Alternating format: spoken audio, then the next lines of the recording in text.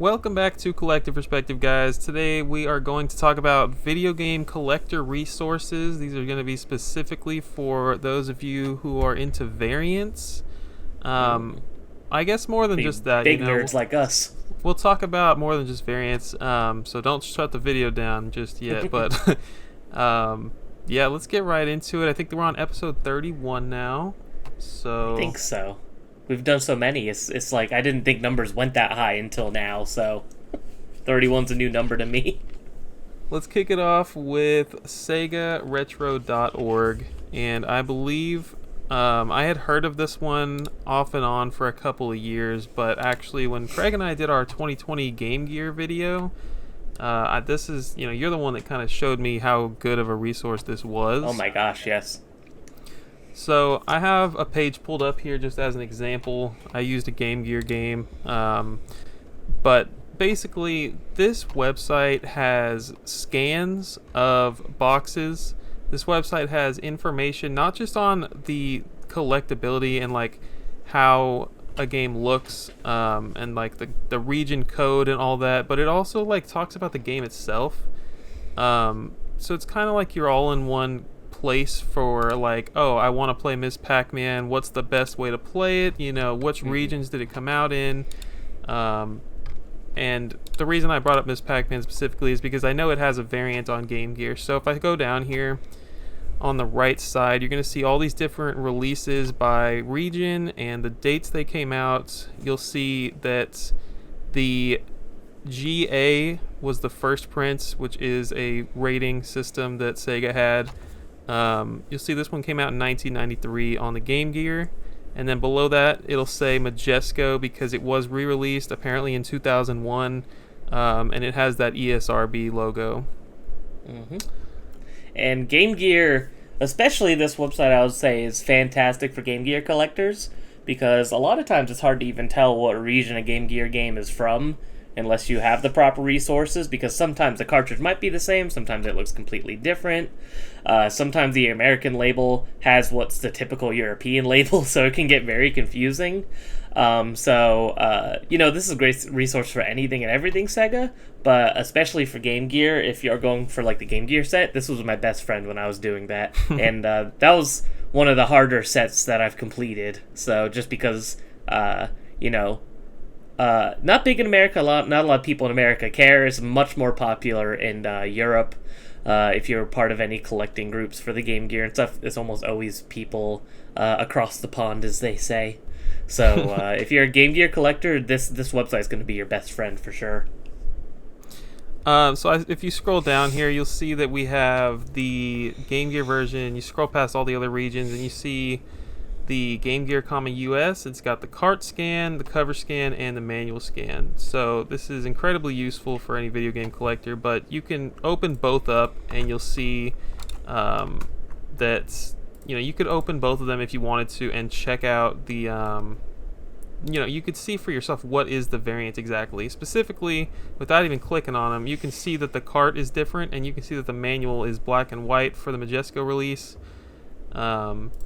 But yeah, if you were to look at the back of both of these, you would see that one of them says assembled in Mexico, and Majesco published it. So yeah, and it's just a cool site if you want to look. Like the fact that they have every manual scanned is a really awesome feature. So this is basically like the resource for anything Sega. It is one of the most underrated websites that's just out there in terms of sources of information for old games.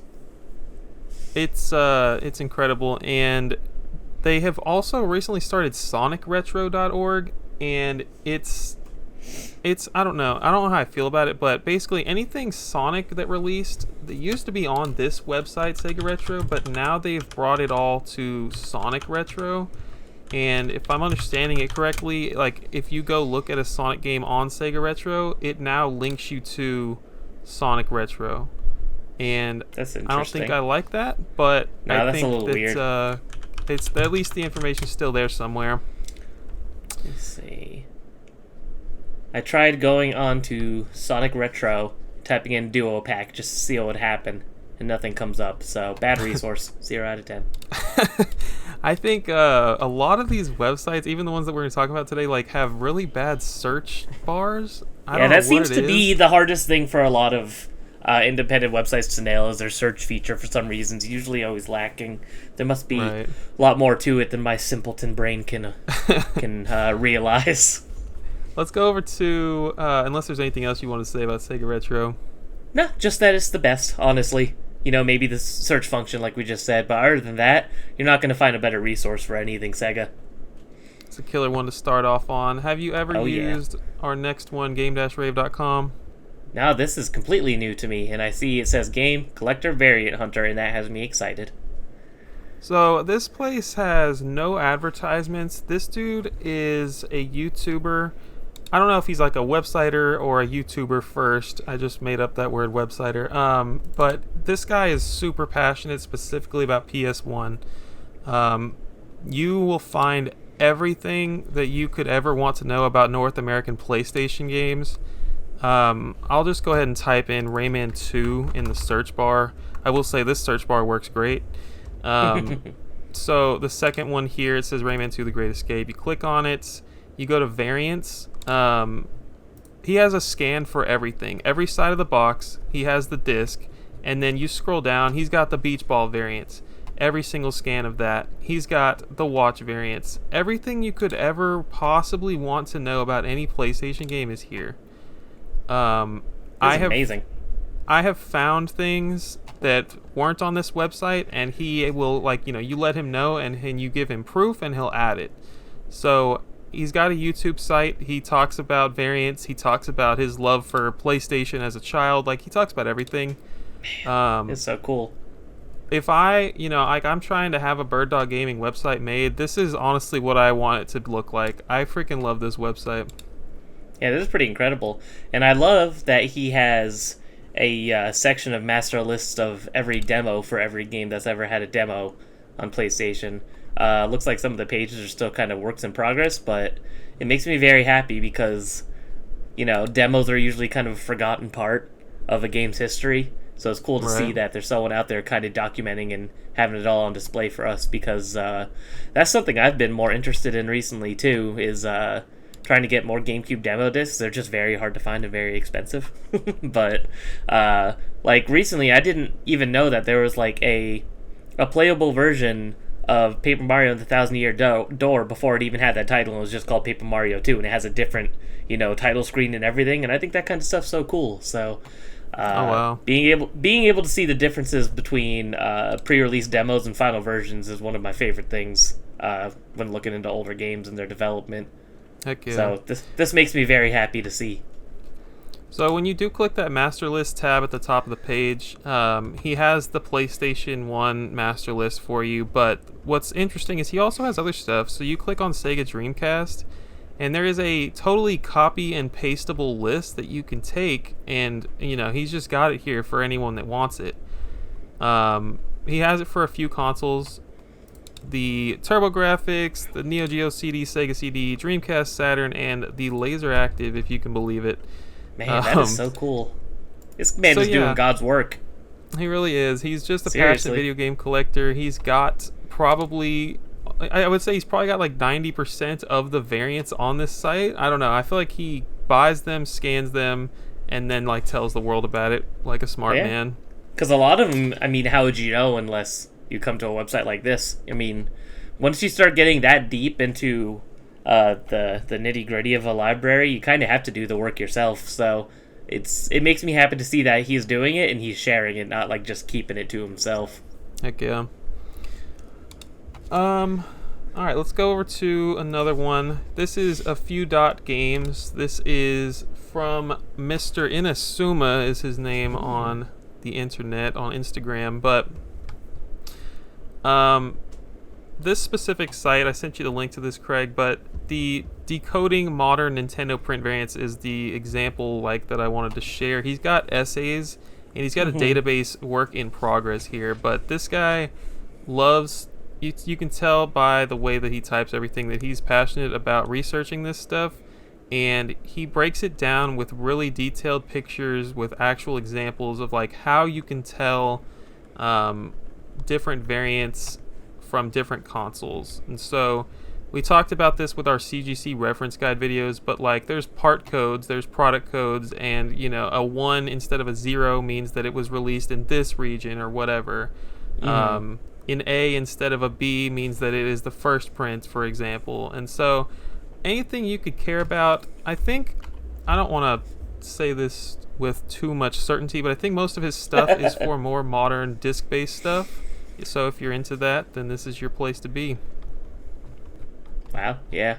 I admittedly have not gotten super into print runs for GameCube yet, just because I'm afraid. But it is something that I want to learn more about, so I'm definitely gonna come back here and check that out eventually. That's cool. You could definitely see the passion in his writing too, like you said. So that's really cool. And once again, no advertisements. Doing God's work. This next one here, game-boy-database.com. I haven't used a whole lot yet. I'm excited to just kind of like browse it because I think it's the Sega Retro of Game Boy stuff. It's every region in the freaking world. It's scans of every side of every box, of every cartridge, of every manual. It's pretty much the exact same thing as Sega Retro, but for Game Boy. So you click like full sets 2/2 up at the top, and you go down to USA. You can see every single game released with every single revision that they know about. And so I'm at Adventure Island 2 here. You've got USA. You've got USA-1. You've got USA-2. I can click on any of these. I can see the revision. I can see actual scans. Like, I don't know. I don't think people talk about this one. I don't think people know about this one. But it's another gem that everyone needs to know about. Yeah, this is also pretty incredible. And Game Boy is another one of those systems where I feel like there's not a lot of resources out there, so it's nice to know that there's something so concise here that looks like it has just about everything. Someone will have to test the search bar out and get back to us. I have not tested it for this site. Cool. So that's that. Let's get into a quick, I guess, mention for Minty.gg. This is still a work in progress, this website, but we have talked about Minty in the last few months, and they are trying to be the new price tracking website, and still a work in progress. It has a lot of variant information for you. If I click on something like Sonic Adventure, you should be able to see you should be able to see variants. You have to go to it a certain way. I'm not going to sit here and fumble around with it, but there is a way to see. It's there. You just gotta look around a bit. So yeah, check out that. And I wasn't going to mention this, but I guess price charting. Use that for variant research a little bit if you would like. If you want, I guess. I don't trust them when it comes to a lot of stuff like that personally. I just use it as baseline pricing to get an idea. In terms of like set list, variants, anything like that, pretty incomplete or inaccurate. They don't have a lot of good ways to filter things out, so I would just use price charting for value estimation at best, personally. Agreed. Something else we've talked about, WADA has population reports. I'm not going to sit here and... Yes, I am going to sit here and talk about it. You guys need to take it easy on Graded Games. They have so much people that care about variants over there. Even if you think everyone's just an investor or a scalper or a reseller, whatever you think, they have so much information for us as video game collectors. You guys, I'm just going to click on Game Boy Advance here, and I'm going to show you... You guys need to appreciate it, damn it. give them a little credit. Any game that has a plus on it... So there's not a ton for Game Boy Advance. I guess this was a bad example. But if I go down here to Dexter's Laboratory, Disaster Strikes, it's got a plus next to it. You can see Made in Japan, Official Seal of Quality, and Made in Japan Official Seal. So that's a variant that is a USA-1. And that's just the kind of stuff that you can see on this website. And it has taught me a lot about variants. And see, and you know what? I just learned one right now because I didn't know that there was a Marvel vs. Capcom Clash of Superheroes variant on Dreamcast. So... there you have it. You can learn something new every day. Click on a random game. You'll find something to waste your money on, I'm sure. So that's that. We've talked about WADA pop reports quite a bit. As they keep releasing more systems, it's just more chance for you to learn about variants. And it is by no means complete, right? If no one's ever submitted a variant, then it's not going to be listed here. Mm-hmm. And sometimes go ahead. They're not going to know to look for a variant either, unless the person submitting it mentions the variant. So that's something to keep in mind too. Is they might be out there, but they might just not be documented. Because for things like variants, when you submit to WADA, they have like a comment section to list if there's anything special about it. And if someone doesn't know and they leave it blank, then that could just be something mixed in there that we don't know about either. So just something to keep in mind. Good call. Mm-hmm. Next one, CGC reference guide that is on cgcvideogames.com. We have talked really about good YouTube series. There's this really good YouTube series by a couple of white guys with glasses.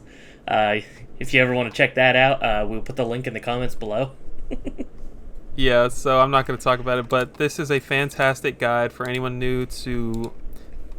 Well, honestly, not even just new people. If there's a console you haven't explored, this is the way to start, okay? They have so much information about...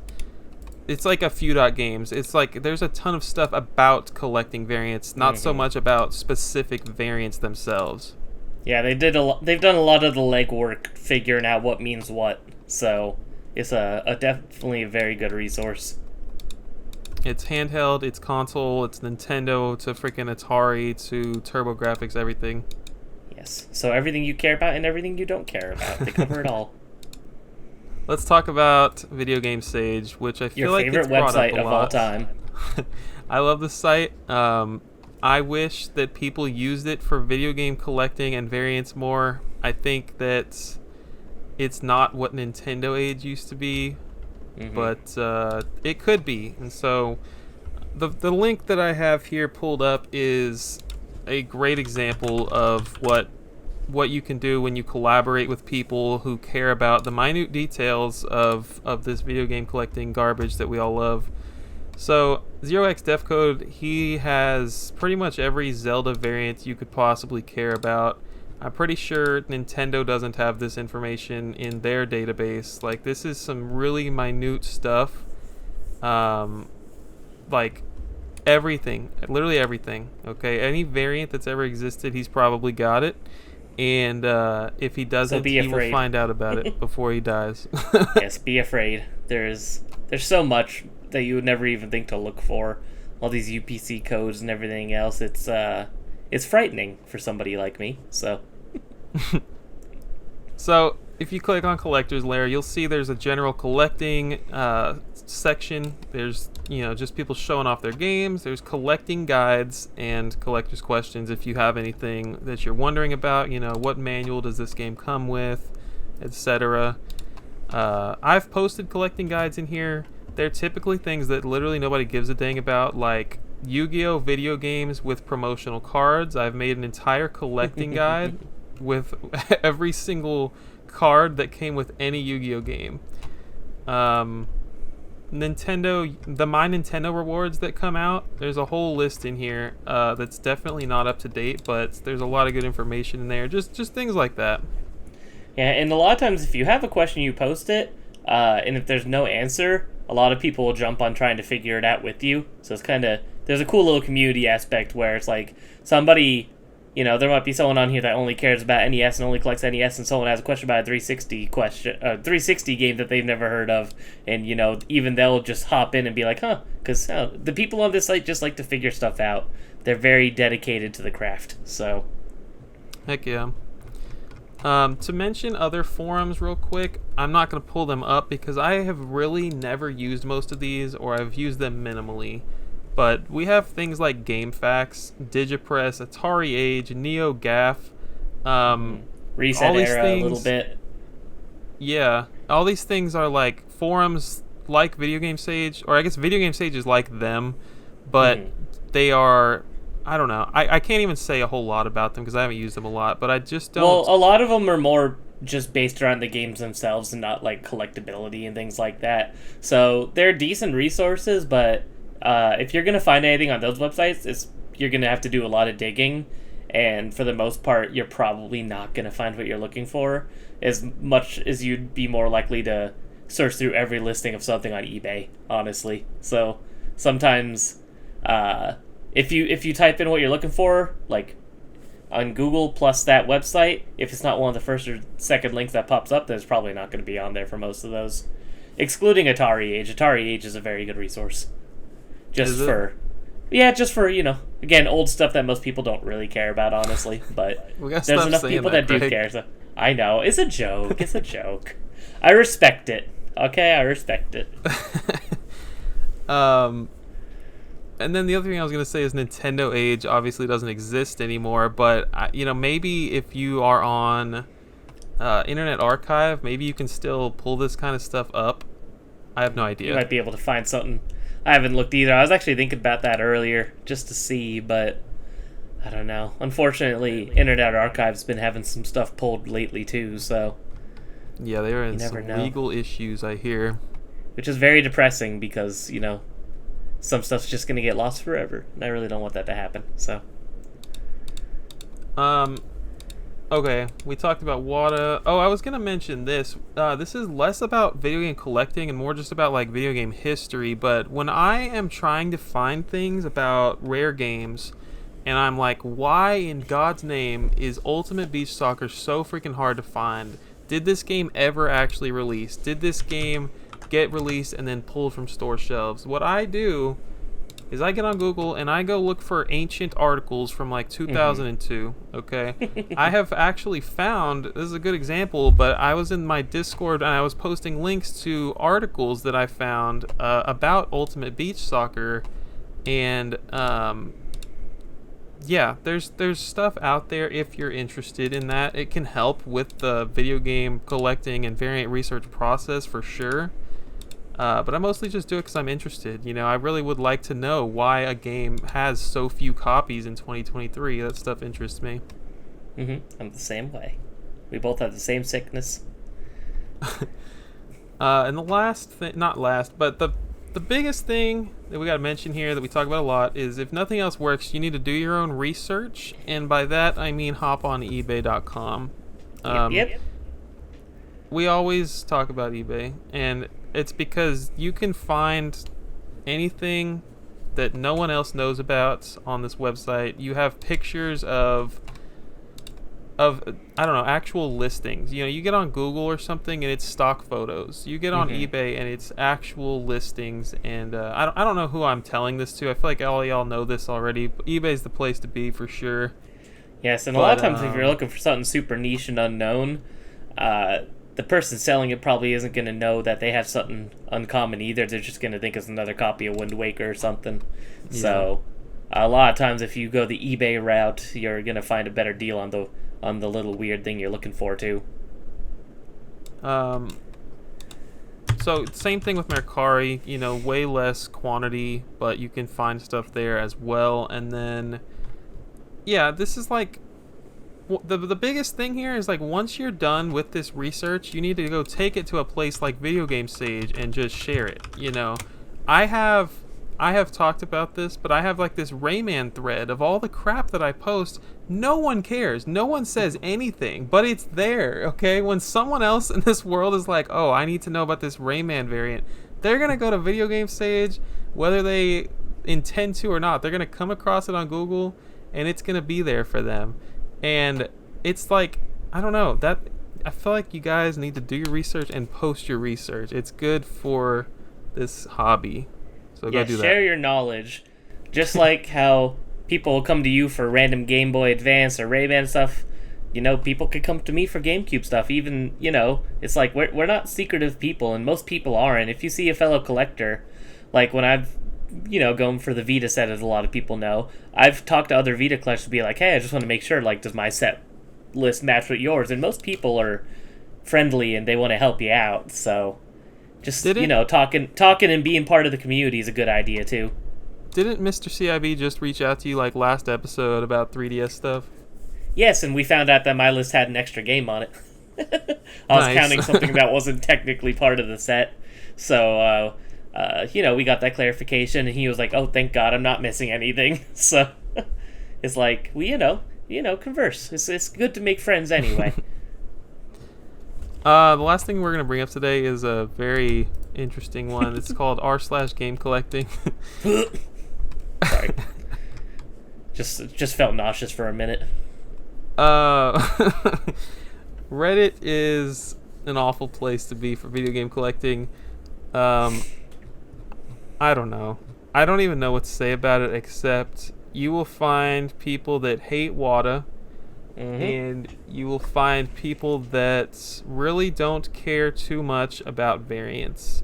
I think if you really were desperate for information, this is a place that you could post a question and ask, like, hey, does anyone know about this? And you might be lucky. Like, it doesn't hurt to post it there. But you're not going to get results, most likely. Just be fully aware. This is like the place to be for. I just found this insanely expensive game for $2 at Goodwill so upvote or me, garage please. sale.